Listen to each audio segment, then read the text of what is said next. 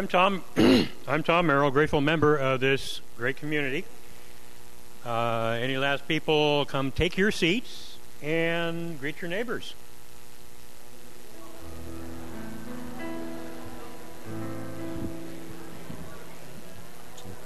Check.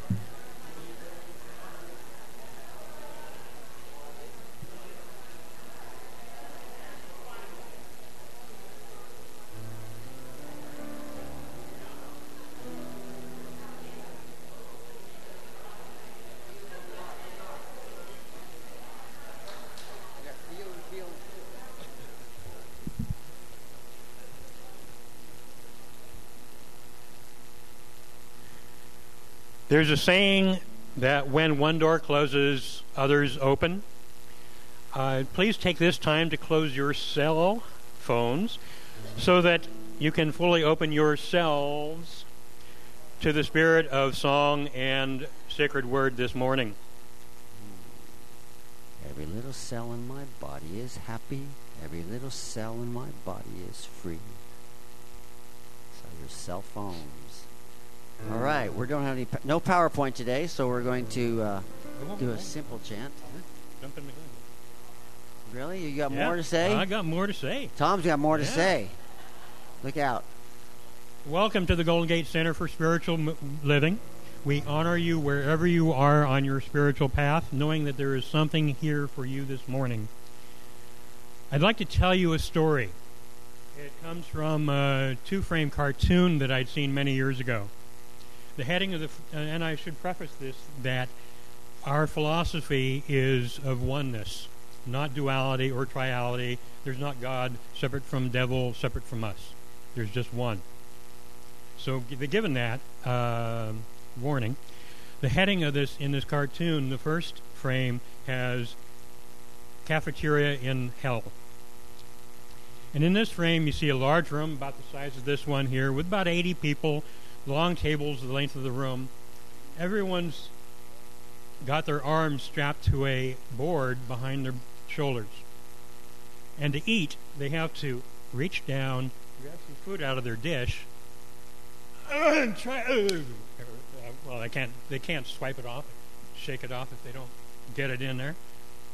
And that's how they eat. And with practice, most of the food makes it in.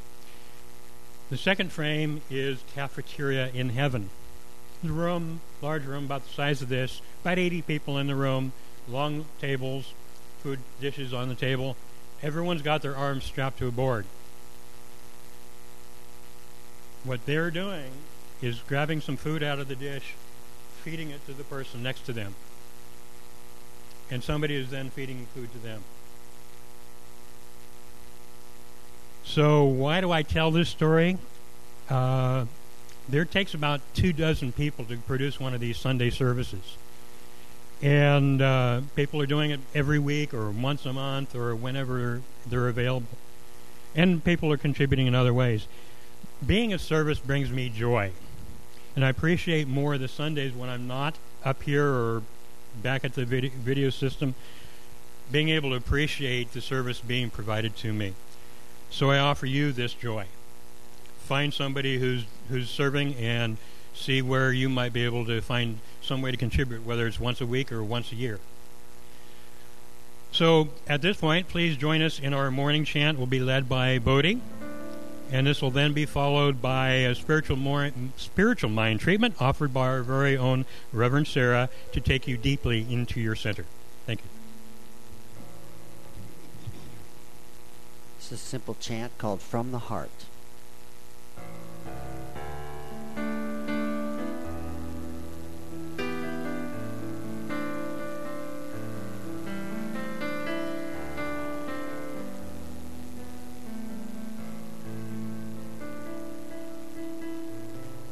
Feel from the heart, feel from the heart, feel it from the heart to be true. Feel from the heart, feel from the heart, feel it from the heart to be true. Feel from the heart, feel from the heart, feel it from the heart to be true. Now if that's a comfortable range for you, you can stay with Andoni. If you'd like to go higher or lower, I'm going to sing a harmony part, and then we'll make it expand a little bit, okay? So here's together. Ready, go. Feel from the heart, feel from the heart, feel it from the heart to be true. Feel from the heart, feel from the heart, feel it from the heart to be true. Pick one part or the other. Feel from the heart, feel from the heart, feel it from the heart to be true. Let me hear you sing it. Feel from the heart, feel from the heart, feel it from the heart to be true. Feel from the heart, feel from the heart, feel it from the heart to be true. One more time. Feel from the heart, feel from the heart, feel it from the heart to be true.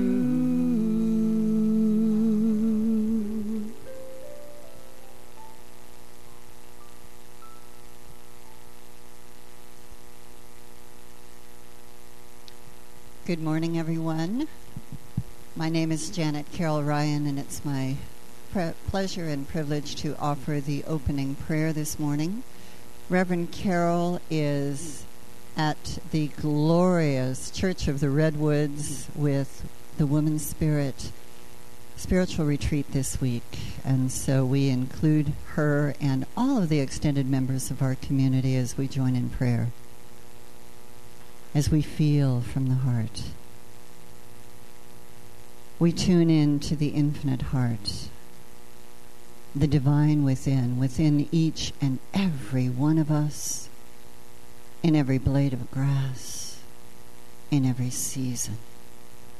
The infinite all good, that is one interwoven creative source, inexhaustible. It is the source and the substance of all. And it is never depleted. It takes joy in expressing itself through all of creation, through each one of us uniquely, exquisitely. And in this, we are all connected in the heart, in the global heart, in the heart of the one. And it is from this knowingness that I speak this word and claim and accept. Good and good alone goes forth from me, good and good alone returns to me. And as each one of us align with this truth, I invite you to offer into this prayer any care or concern or any celebration, that it may be uplifted to an even higher frequency. For in God there are no problems, only solutions and creative opportunities to express. And so I accept health, well-being, joy, fulfillment, creativity, and love, pouring forth as each one of us in the allness, exquisitely, uniquely, divinely designed. As we feed and nourish the light in ourselves and in each other, the light is increased. And knowing that this good goes forth to heal, bless, and prosper all who hear this word, or receive this word in their heart, I simply give thanks, knowing that in the divine design there is an exquisite ways and means to deliver this good to each and every one of us. And so we simply accept it with gratitude. I give thanks, releasing this word into its perfect expression through the law. I know it is already done, and so I simply accept the glorious results for all and all alike. So I let it be, and so it is. Blessed be.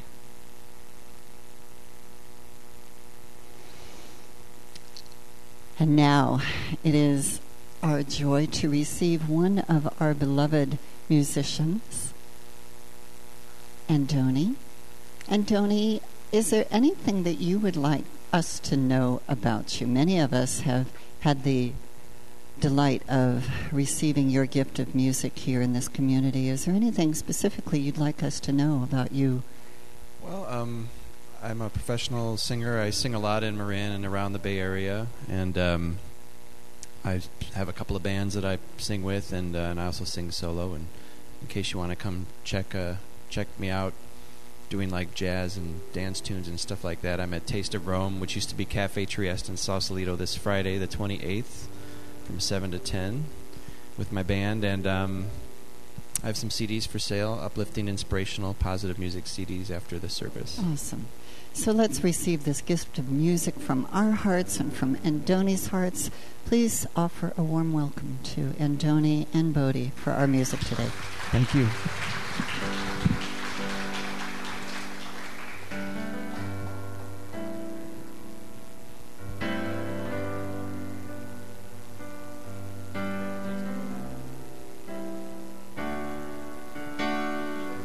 Sometimes it amazes me how strong the power of love can be. And sometimes you just take my breath away.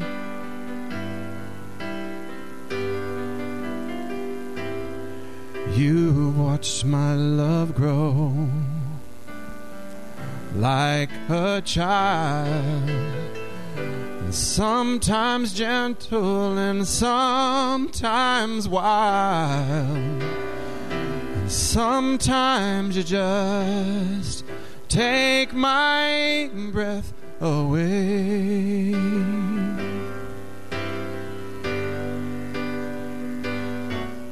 And it's too good to slip by, it's too good to lose, too good to be there just to use. I want to stand on that mountaintop and tell the news that you take my breath away.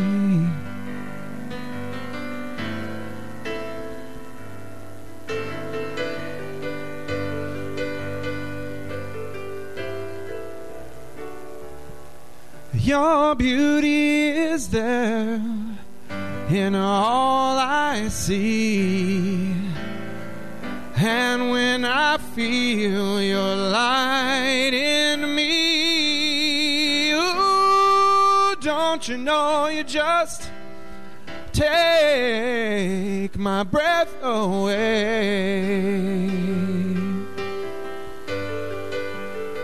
See, my life is yours, and my heart will be singing for you eternally.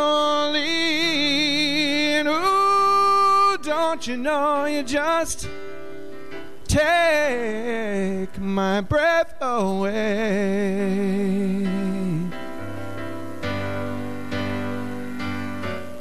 And it's too good to slip by, it's too good to lose, too good to be there just to use.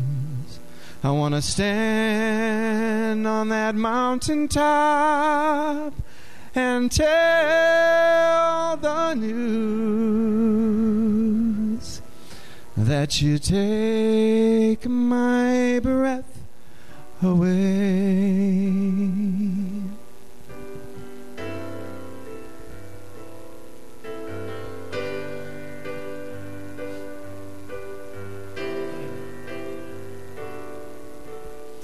Sometimes it amazes me on the feet. Whoops. Where am I at? Ooh, don't you know you just take my breath away.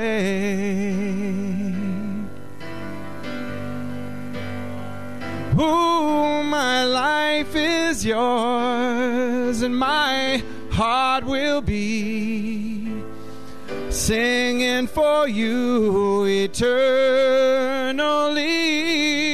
And ooh, don't you know you just take my breath away.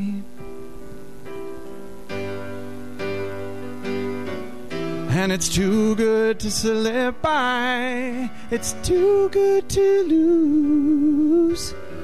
Too good to be there just to use. I want to stand on that mountaintop and tell the news that you take my breath away. Oh, oh, you take my breath away.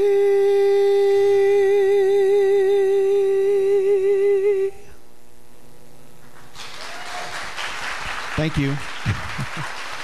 Thank you so much.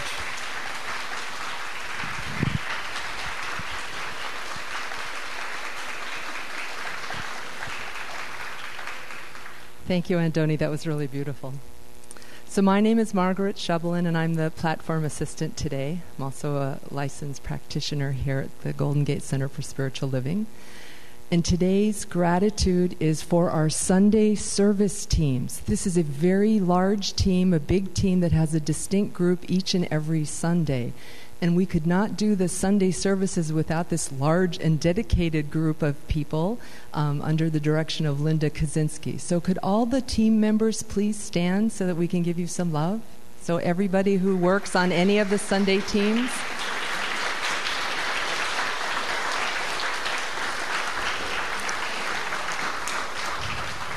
Thank you. And if you're thinking about a place to volunteer, this is a great place to start. You can volunteer and meet all sorts of new people. And so we'll go ahead and bless our children today. Our child. Yay! Thank you so much for blessing us with your light, and go out and have fun learning whatever it is you're going to learn today. Yes, thank you.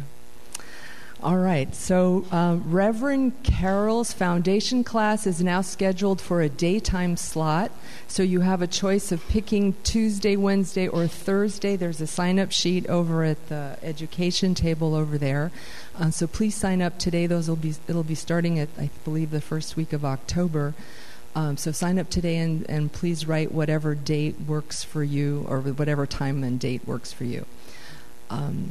And if those of you who have already taken foundation, it's a really great review. I notice that every time I'm in the class, I find that there's something that Ernest wrote since the last time that I hadn't seen before. I don't know how he does that, but it's very interesting.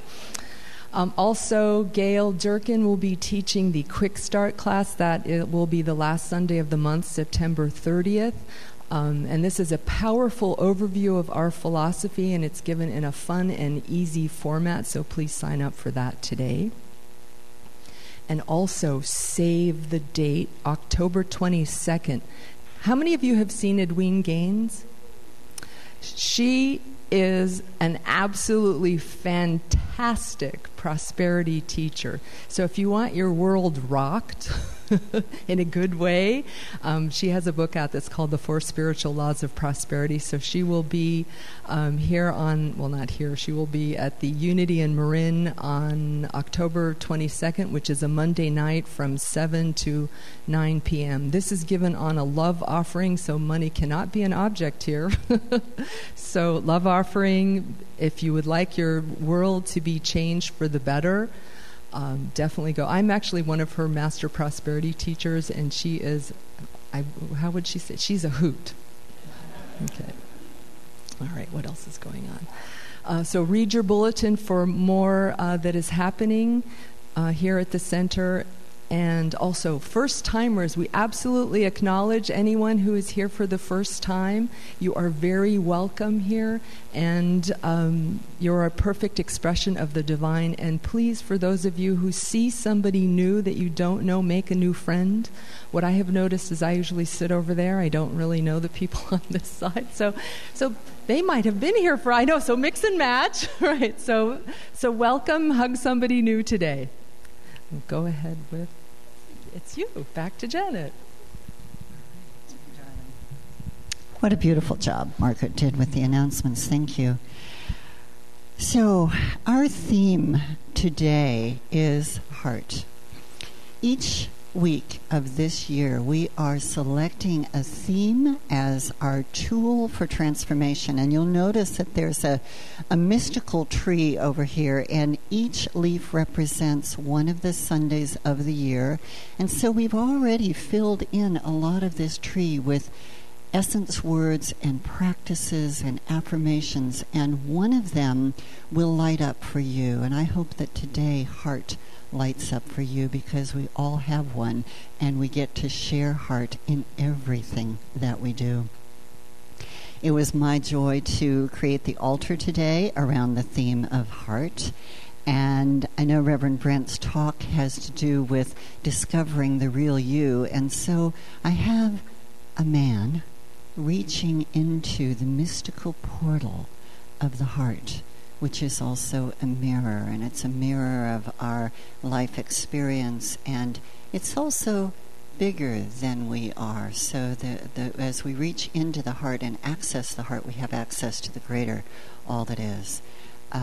So it's a whole lot of fun to create the altar, and I want to thank Pat Sandry for assisting me today in putting it together.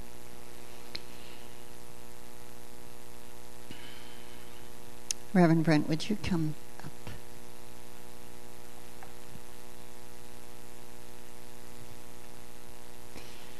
This isn't on the script. This is a man of heart.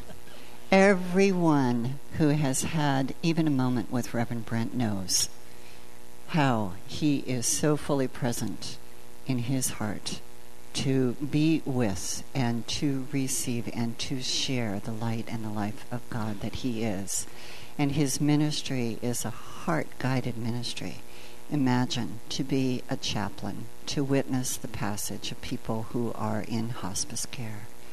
He has a deep calling, and we're so grateful to have you here today to share. It's a rare opportunity to get to hear you up here, so I'm looking forward to it. Thanks for being here, Brent. I love you.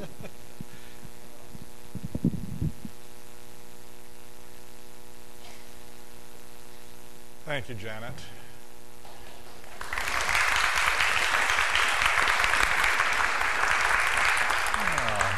And thank you, everyone, for putting for the altar. Oh my goodness!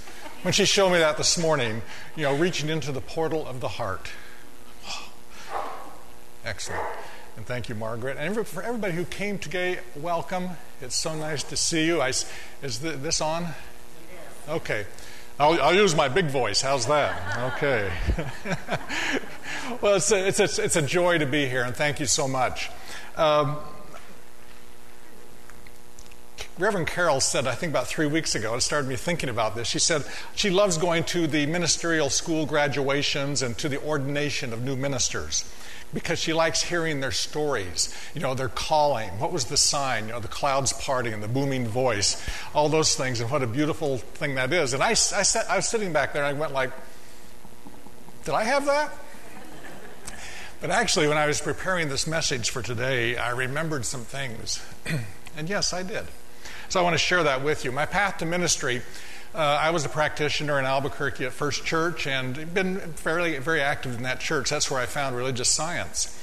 And I'd had a couple of nudges, but I just kind of dismissed them. I'm getting a, okay, well, that's just, stop doing it. Anyway, one Sunday, one of the Sunday team members, Susan Hopkins, she looked at me and she said, "So how's school going?" And I went, "School? It's not going. I'm not going to school." She said, "Yes, you are." I said, "No." I said, "What school?" She said, "The School of Ministry." I said, "I'm not in the School of Ministry." And this big booming voice, this little woman said, "You lie." So that was my real nudge into ministry. When we started, ministerial school can last from 3 to 5 years. It's very intense. And every quarter, you have to have an internship. And I think this was the first year, I was going into the third quarter. I had no idea what my internship was going to be for that quarter. And at that time, I was in the computer field, and one of my customers was the University of New Mexico Medical Center and Hospital. And I had an appointment one day. It was raining. They were doing construction, and my normal parking lot it was turning into a building. So driving around looking for parking. So I finally went to the hospital, to the parking tower, the 8 or 9 story garage. And I started up, full. Coming up on the 5th level, I looked ahead, and oh my goodness, there were 6 empty parking spots.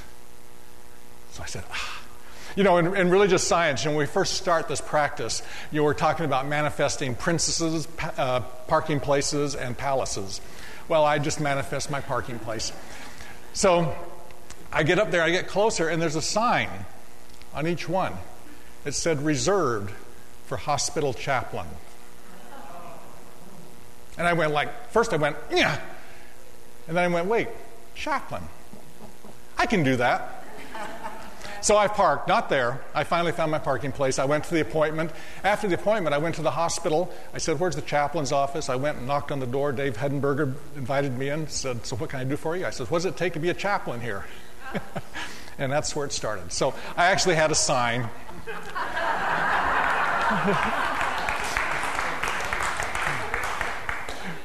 We all have signs in our lives, many ways, many signs. We just have to be paying attention. Okay. So I think about chaplaincy. Well, I served as a chaplain there at the hospital for about 2 quarters. And then Heartland Hospice in Albuquerque was advertising for volunteers. So I went and volunteered, and they made me the hospice volunteer chaplain. And I actually served in that position for 1.5 years. And it was just a very enriching experience. When I look at chaplaincy, I was thinking about my talk today, and I was thinking, what are the role models? And I do have a role model. How many of you remember MASH? Father Mulcahy, the Catholic priest, the chaplain. Father Mulcahy, the sweetest guy.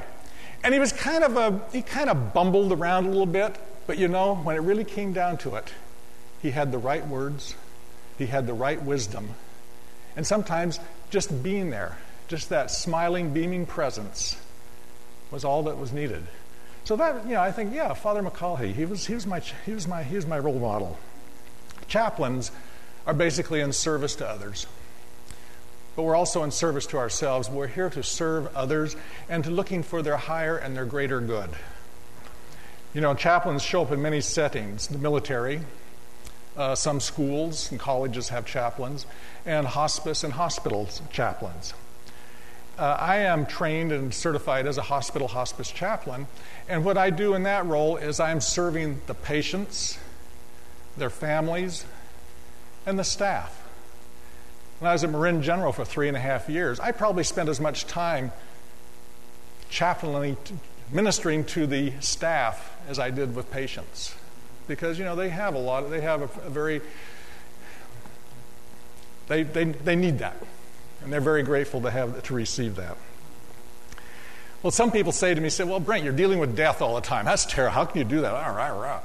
Well, It can be. It can be, but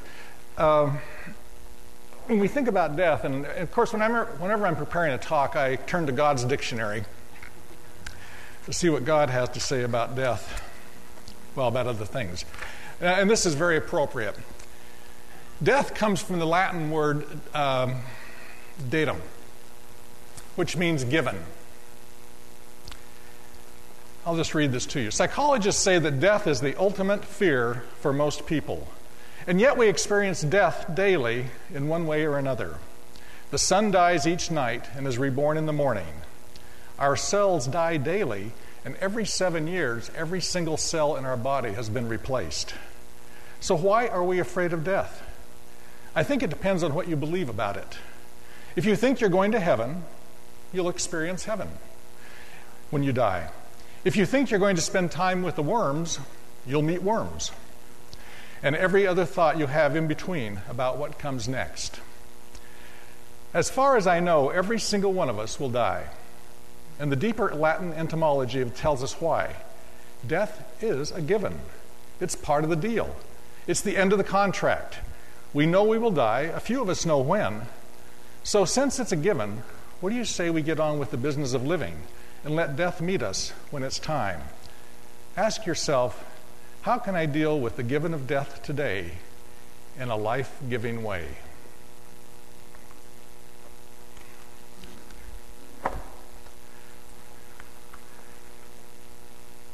Ernest Holmes, I just thought about this morning. I was thinking his Sermon by the Sea at Asilomar in 1959, the most amazing message that Ernest Holmes is the founder of religious science. So I was digging around through my library and I found it.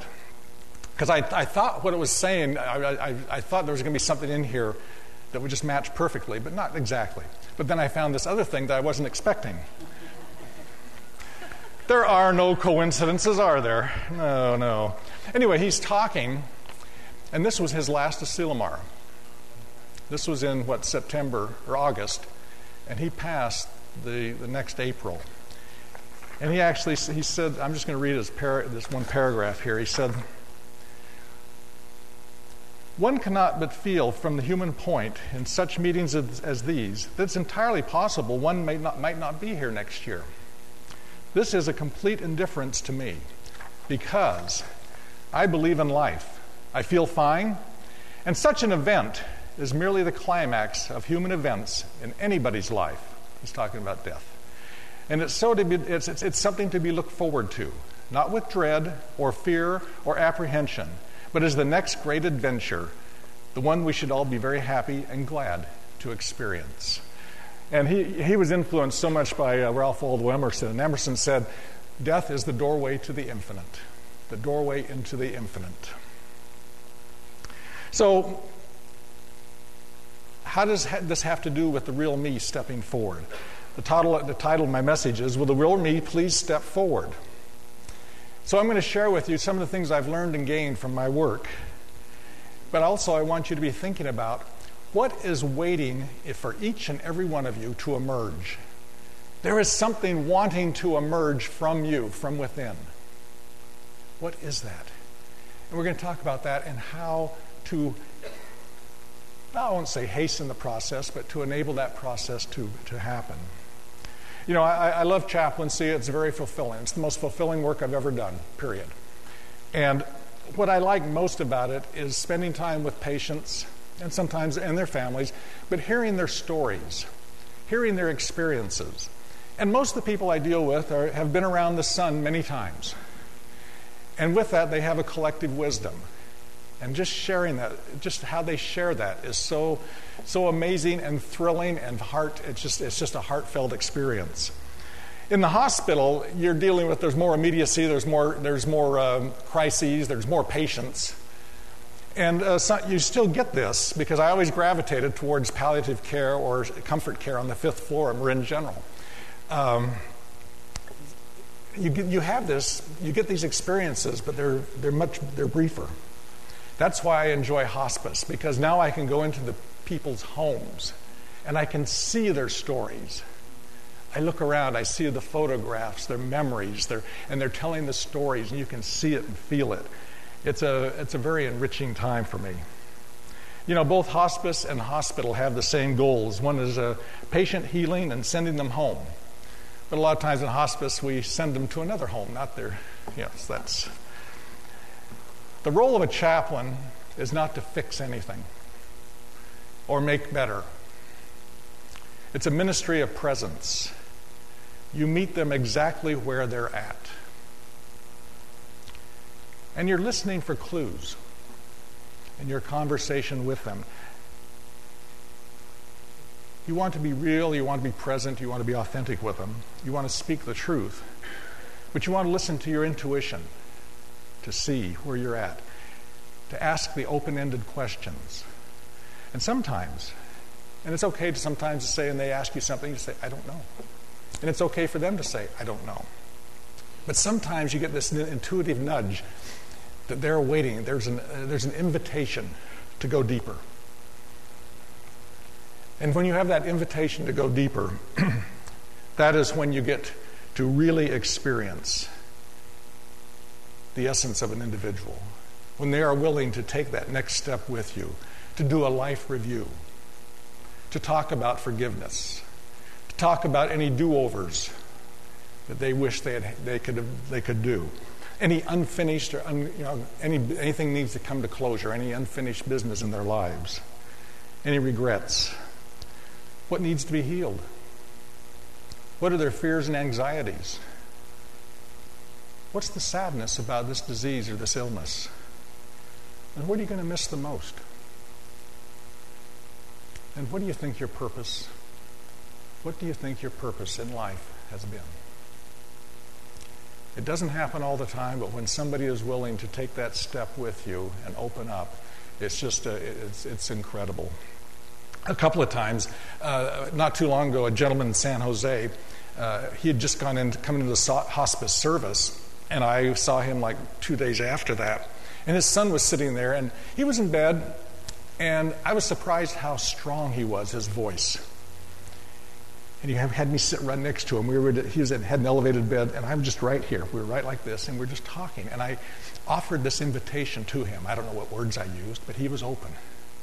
And he just shared so many things. He talked about being 4 years old in Mexico, growing up, and remembering the day they came and told him that his father had been killed in a mining accident. He said he's 4 years old. And from that time on, he didn't have a father, but he said, someday when I have children, I want to show them how to live, how to be a father, how to be a man. And he had 4 sons. And one of the sons was sitting there in the room with us. But he was talking with me and just talking about the message and what he envisioned for his sons, and what it felt, how he wanted them to be fathers, good fathers. And it was very nice, and we ended the visit. The son walked me out to the driveway. He's a psychiatrist. And he was a little bit shaken. He said, I've never heard that before.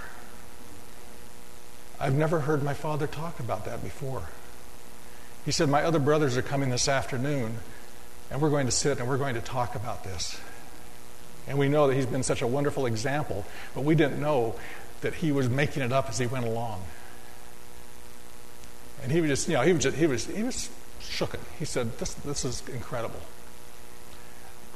He passed the next morning. But so he had some unfinished business. We didn't coach it in those words. That's just what came forth. Another time in the ICU at Marin General, there were 4 daughters who had been at war with one another for forever. The mother was in the intensive care. She was unconscious. She was intubated, and she was not consciously with us. Well, the security the day before had to escort the youngest daughter out of the hospital because she had threatened the staff and the chaplain. But then we kind of mended things, and the chaplains asked the staff that they could have all 4 daughters in the room. They didn't want that, but we just kind of said, please, let's do that. Well, these daughters, it was interesting on the other side, just like this. Within a day, it was interesting. They had come together. And they called me in at 10 o'clock that night. They just wanted me to come sit with them. And I just sat in the corner of the room and just observed the healing taking place. And there were tears, the embraces, everything. It was just so moving. And later when I was talking with the older daughter, their mother passed a couple of days later, but never regained consciousness. But they had healed. And the older daughter said, that was so special. That was Mom's purpose. That was her reason for being. And she wasn't going to leave until her daughters were once again connected. So you see, when you experience things like this, you just go, yeah, life is amazing. It reminds me of Henry David Thoreau, my other hero. When he wrote about going into the woods, Walden Pond, for 2 years, 2 months, and 2 days. He wrote afterwards, he said, "I went to the woods because I wished to live deliberately, to front only the essential facts of life, and to see if I could not learn what it had to teach, and not, when I came to die, discover that I had not lived." So what I've learned from others, I'm going to share what I've learned from others and from what I've learned about myself, is that I've witnessed how you live a lot of times is how you die. If you live well, if you're viewing life in a very positive, upbeat, and it doesn't have to be positive, but if you just have a good understanding of life and your life is good, that's how you're going to die. I've seen and witnessed good deaths, peaceful deaths, healing deaths, and I've also experienced the opposite. How we live, I think one of the things that we want to do as chaplains, we're not there to make them do anything, but just provide a foundation for them maybe to die well by living their last time on earth well. To live well and die well requires practice and presence. You have to be present to the pain. You have to be present to the suffering. You have to be present to the disease or the condition. You have to be present to other things too. And you've been around people who are that are making their way off this earth. And what do you hear them say? I am so grateful. Every breath is a wonder. It's a miracle. This one patient told me, he said, my miracle is going outside every day, getting outside, sitting there and watching my garden grow. The flowers, the weeds, just watching it all grow and just marveling in its magnificence. It's also requiring taking care of our physical and spiritual affairs and being there with a big heart, an open heart, not a constricted heart, and having no regrets. I think about Jack right now over in Oakland. He was a forest ranger for 37 years. For 25 of those years, he was the guy that went out and created and maintained the trails in the forests. He and his dogs. And he sits in his small house in Oakland, surrounded by photographs that he's taken. The most incredible photographs. And he just sits there and I said, Jack, what are your regrets? He looks around and he says, how can you have regrets? How can you have regrets? Look what I've got to experience. Very clear. A lot of pain, but he's very clear and very concise and knows exactly what his purpose was in life and where he's going. And also, like I mentioned earlier, having being able to bring things to closure and reconciliation is so important. And for forgiveness work, the 4 key words, and you don't have to be dying to do this, okay? These 4 words, these 4 phrases. Please forgive me. I forgive you. I'm going to miss you. And I love you. And sometimes when people want to do the forgiveness work, sometimes it's with an individual, usually a family member, but a lot of times it's people who have already passed. And it's very important to go through those rituals. I think it's good for all of us to go through those. When there's somebody that has we have some issues with, just think about that. Forgive me. I forgive you. I miss you. And I love you. So what have I learned about myself? What I think the key thing is that I've had an opportunity to practice. I've had an opportunity to practice many things. Years ago, 15 years ago, I was at a men's retreat somewhere north of here in the Redwoods in the rain for a weekend, a 4-day weekend. It was cold, but it was a men's thing. And Tom, who was dying, he was older than I was, we really bonded. And I remember the one day we were getting ready to do some rituals, and I said, Tom, what's the secret of life? He said, Brent, it's very simple. Not always easy, but it's very simple. Show up, pay attention, tell the truth, and don't get attached to the outcome. That's been kind of my mantra for the last 10, 15 years. Do I meet all those expectations all the time? No.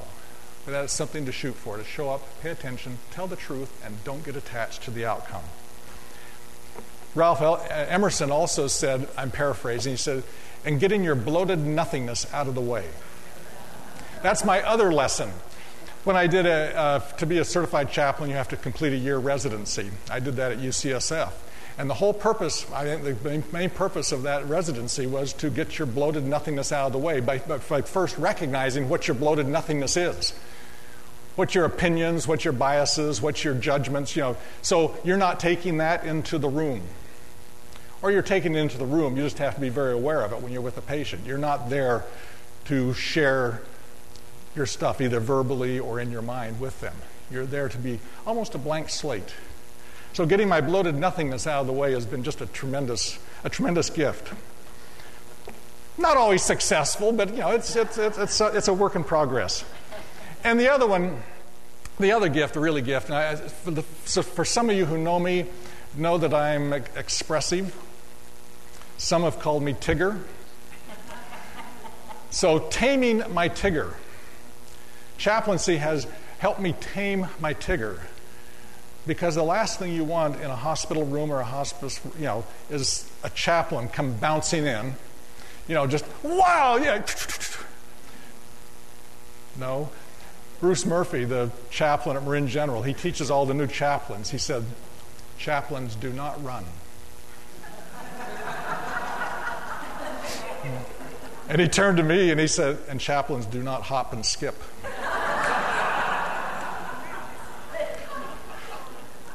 And it's okay to be quiet, no bouncing, and nothing to fix.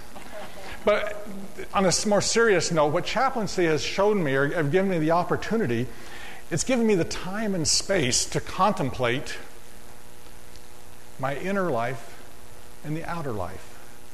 That inner self, that is that spiritual, our soul, that essence that lives forever. It is that life force within us. And then we have the external selves. That's going through the day, that's getting dressed, that's coming here, that's going to work, that's doing those things, doing. And a lot of us and most of us, we have our spiritual life, and we know that's a very private time, that's a very quiet, in the morning we do our prayers and our meditation, our reading. And then we get dressed and we go to work and da-da-da-da-da-da. Well, chaplaincy is actually has enabled me and almost forced me to bring those two together. To integrate the two. So that is what is the real me to step forward. What is the real me that wants to step forward? It is that integrated self. And that's what I want to encourage you today to think about. Because when we're able to integrate that inner and the outer, we can be more awake and aware. We can be more open to intuition, to those nudges. We can be aware of what to say, what not to say, and to see the truth in any situation, which is really powerful. And I just want us to do an aside right here. The very best chaplains that I have found, that I've observed and witnessed, are religious scientists and Unitarians. Because we're not dragging a lot of dogma and religious stuff with us. We're just looking at things. And, in classic, when you're in practitioner training, when you go in and you see somebody, you never look at the condition. You don't look at the illness. You don't look at the disease. You're looking beyond that. You're looking at that soul essence, that soul, that pure, that whole, perfect, and complete being that's below that surface. You're not looking at the physical. And that is really powerful. And sometimes I forget. But that is probably one of the most powerful things. And when you can sit there and just look in somebody's eyes and see their soul and see the nature and the truth of who they are, regardless of where their body is, regardless of what's going on in their lives. Christian Larson, the author of The Pathway of Roses, an amazing book, he wrote, "When the outer life and the inner life become one life, it is the life we are to live." So how do we integrate the inner and the outer consciously? We approach life with an open heart, with open eyes. We appreciate the truth and reality of life, and we trust and invite that intuitive guidance. And we know that life was meant to be lived fully integrated, fully awake, and fully alive. I'd like to read from Christian Larson, The Pathway of Roses. He said, "When we learn that I am the door and seek this door in the spiritual life within us, we shall find it. And as we pass through this door, we enter into the other side of life, the divine side, the eternal side. There we find the kingdom of God that is within us, and beyond us, the shining shore. But we are not required to leave the personal form or the physical life in order to live on the other side of life. True being is to live on the spiritual side of life and to manifest the perfection of spiritual being in the personal side of life. Thus the Word becomes flesh, and the glory of God is made visible to man, in man." That's just, I think that sums it up. We don't have to leave our body, we don't have to die to live fully, to live awake, to be aware, and just to integrate both sides of us. So how can any of us do this? To recognize and integrate both sides. And I know we do this. We do this to a certain extent, so I'm just saying for those who do this all the time, maybe we can go a little deeper. There are many paths, there are many practices to do this, but in my studies, my readings, my meditation, service is the key. Being in service is the key. Michael Beckworth, he says, "We're here to be in service. Service to God, service to ourselves, and service to one another. Service is the highest form of spirit in action. Period."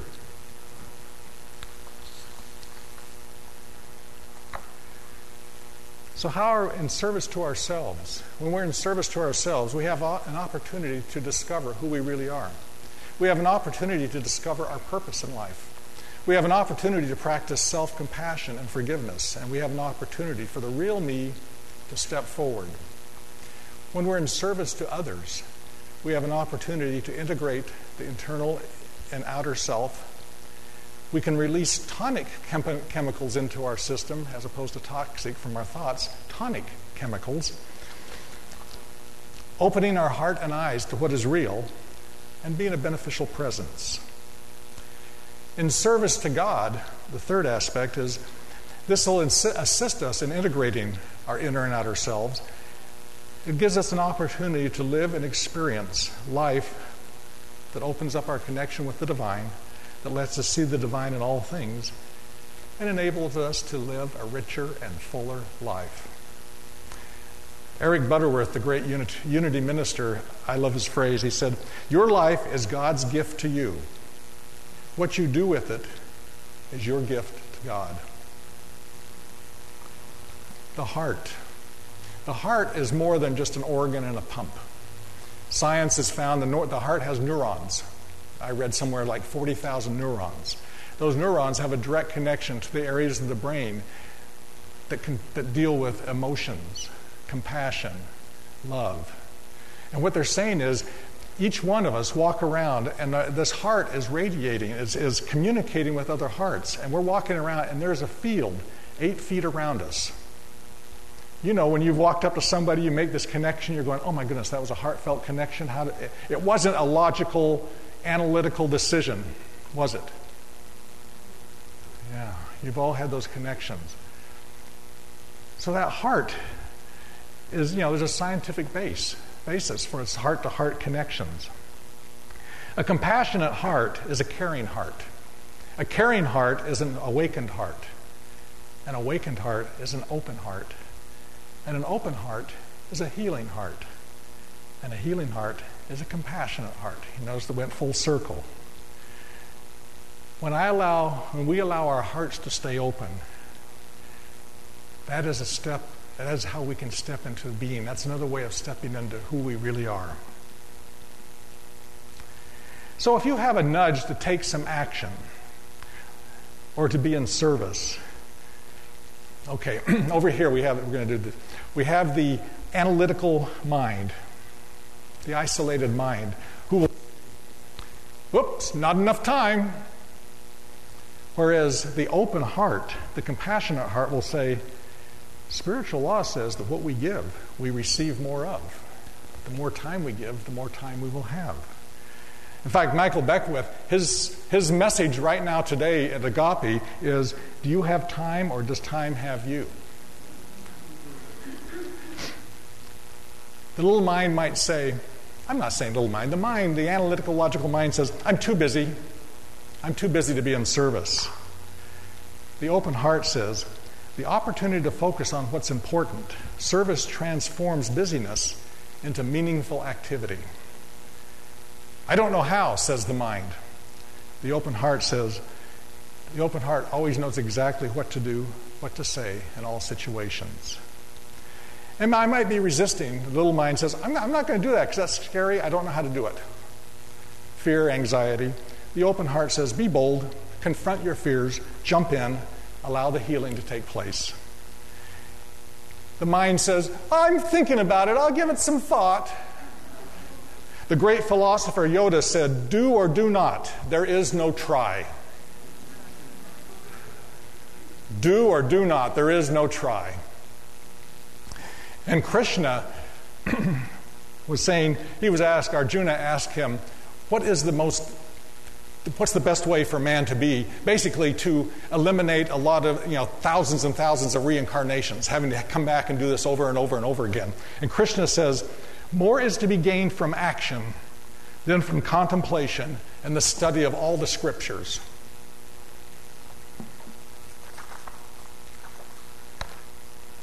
So if you desire or you have a nudge for an opening to open your heart to being in service, ask yourself, how might this apply and work in my life?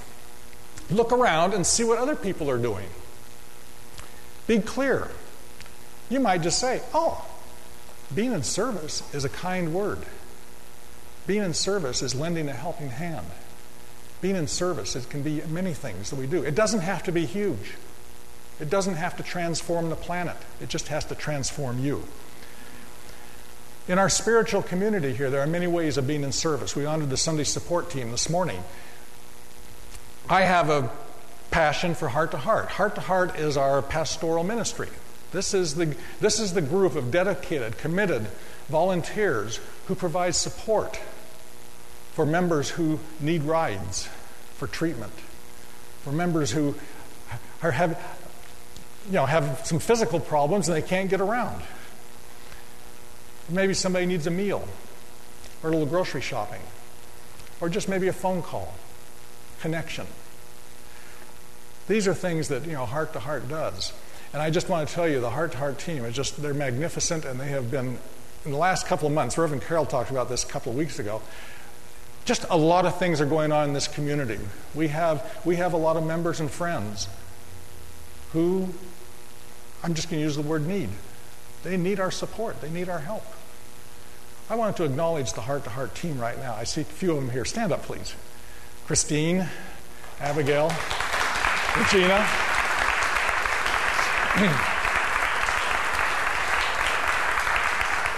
And there's Jane Jennings. And Herb is here representing Malini. Yeah. And Selma Bonfin. This is the team. Now, a lot of you are volunteers, have volunteered. For those who have actually done anything as far as providing a meal, taking somebody for a ride, would you please stand? There's Ron. Okay, thank you. Yeah. And in the back of the room, Ed and Ron, thank you. So there's many ways of serving. If you have a nudge that maybe you want to support, we have members right now that we have 2, maybe 3 members who need rides for chemo and radiation. I'm speaking out of turn here, but there's 2 people here who were having leg and foot problems.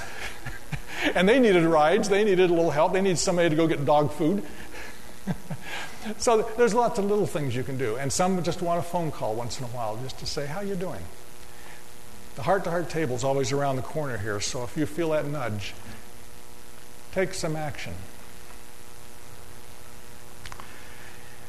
In closing, I think opening my heart, I'm speaking for myself, opening my heart and being in service is allowing the real me to step forth. Being in service and doing it with an open heart is enabling, sometimes forcing, me to wake up, to pay attention, to tell the truth, and not get attached to the outcome. So my charge for each of you is basically listen and see if there's a desire to integrate those 2 sides of yourself, how to do this.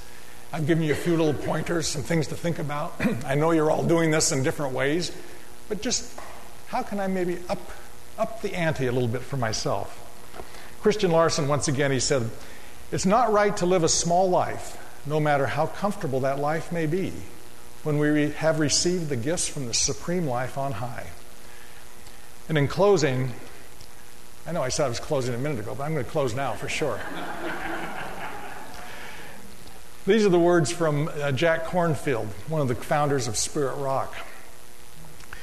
In his book, his delightful book, it's called After the Ecstasy, the Laundry. How the Heart Grows Wise on the Spiritual Path. We're going to read this, and then we're just going to go into the inner work. So you can even close your eyes right now, just listen to these words, and then we're going to move into that inner work, into the inner visioning for our lives. The unfolding of the human heart is artful and mysterious. We might wish the path to enlightenment were orderly and predictable, but the ways of the heart are a landscape discoverable only in the journey. There are always changing cycles, ups and downs, openings and closings, awakenings to love and freedom, often followed by new and subtle entanglements. In the course of this great spiral, we return to where we started, again and again, but each time with a fuller, more open heart. So knowing this truth about ourselves, we just settle into this time. Just settle into this time knowing the truth about ourselves, knowing that the inner side, our sacred side, our soul, our essence, that eternal, deathless, timeless, changeless being of who we are is always there. And as we go through our daily lives, we just open up and allow the sacred within us to integrate with our daily activities, our conversations, our travels, every aspect of our life. We just allow this integration to come together. And we do this by opening our heart. Open hearts. Compassionate hearts. Caring hearts. For this we know we are so blessed. And we are so grateful. And together we say, and so it is. Blessed be.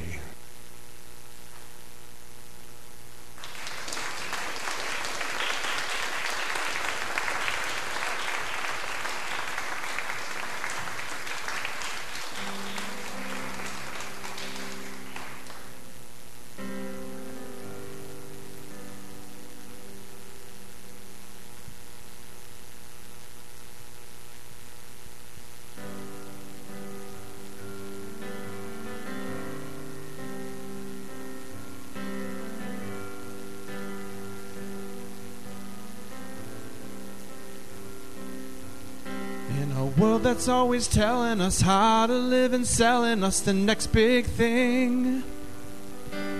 the happy ever after that never really comes true. Funny how the real light shines when the eyes are closed, and the voice inside us knows just what to do. Take a breath, let your thoughts fall away, and listen close and you can hear it say,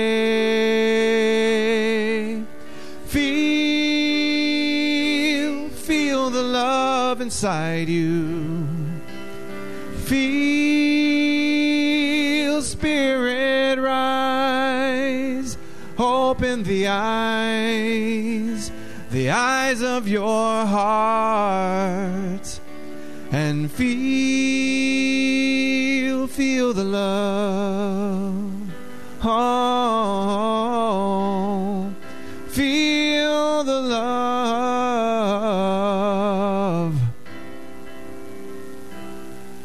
When I turn on the TV, it seems everything I see's about hate and fear. The walls that we build become wars that poison our lives. So how much longer will greed and selfishness lead the way, till we let the light within us be our guide? Now is the time for us to learn that love's the only way for us to turn. So feel the love inside you. Feel spirit rise. Open the eyes of your heart, and feel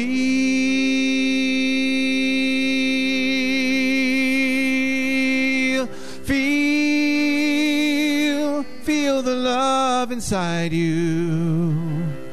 Feel spirit rise. Open the eyes of your heart, and feel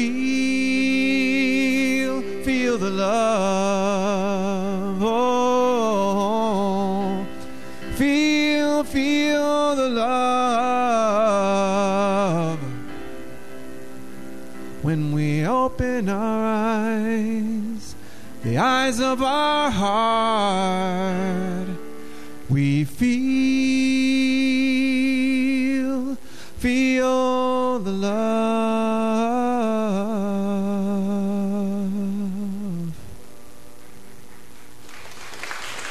Thank you. Doni Panici. Bodhi Sechko. Gorgeous, gorgeous. Thank you so much, Andoni and Bodhi. Another round of applause for Reverend Brent. Thank you so much.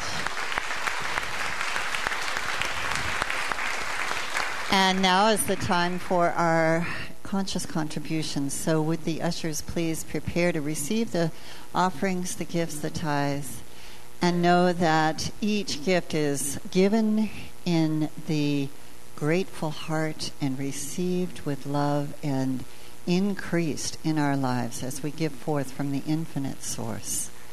Thank you. Bodhi, what's our offering chant today?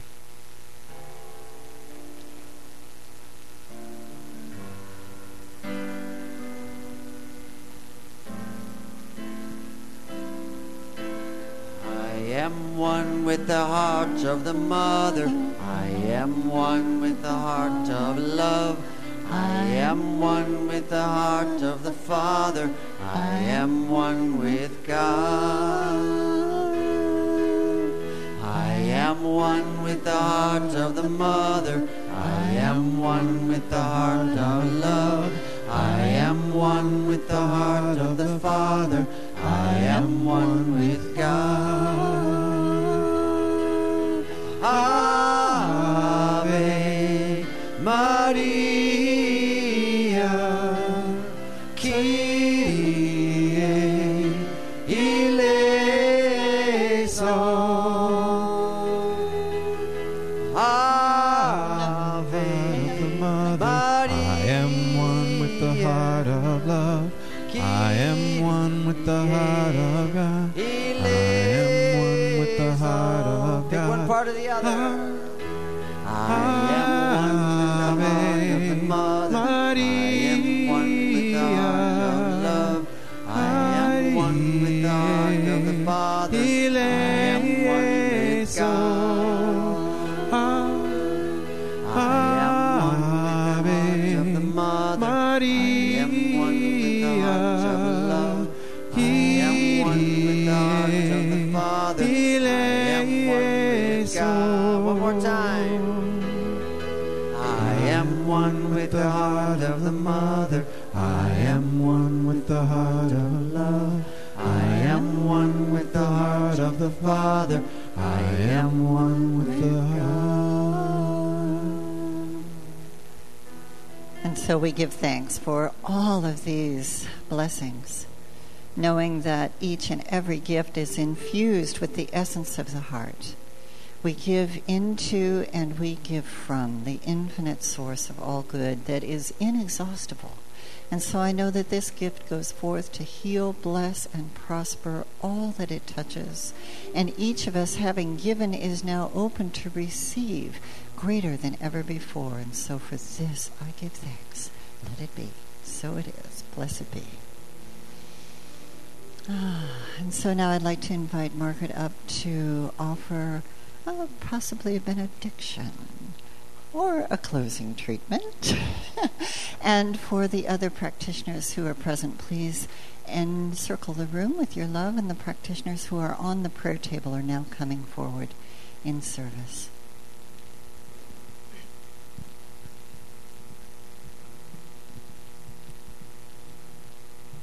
So breathing in the breath of God, knowing that there is one life, that life is God's life, that life is whole, that life is perfect, that life is my life now, and it is the life of everyone who is hearing this message.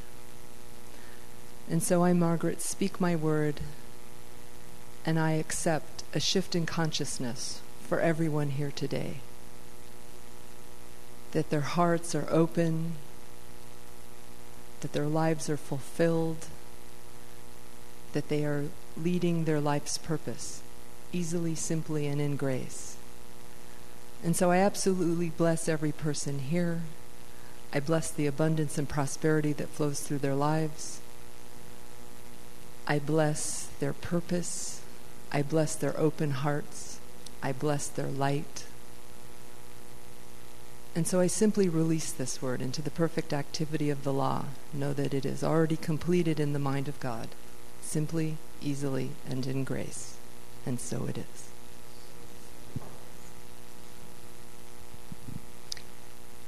And so, as we bring this Sunday celebration to a close, we affirm together. So repeat after me.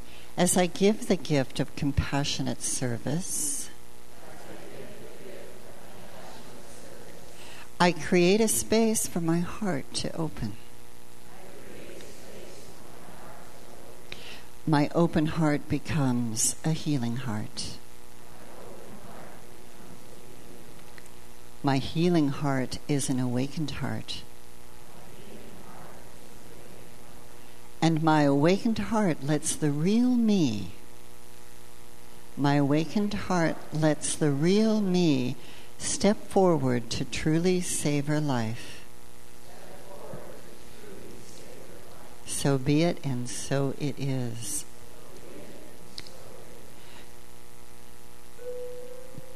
Just one more thing. I've been told that there's an event after service, so there's no necessity to put chairs away, so we get to our socializing sooner. And remember to greet someone new today. Share your heart with someone perhaps that you haven't had the pleasure to get to know as yet. And now the closing music. Let's all stand for the closing song.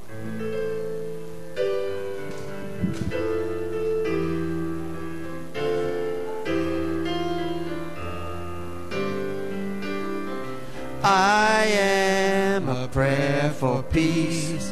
Wherever I go, peace goes with me. I feel peace inside. In every breath, peace abide. I know the joy of peace, and I choose fear to release. Every moment love wakes up, and peace is every step. And peace is every step. And peace is every step.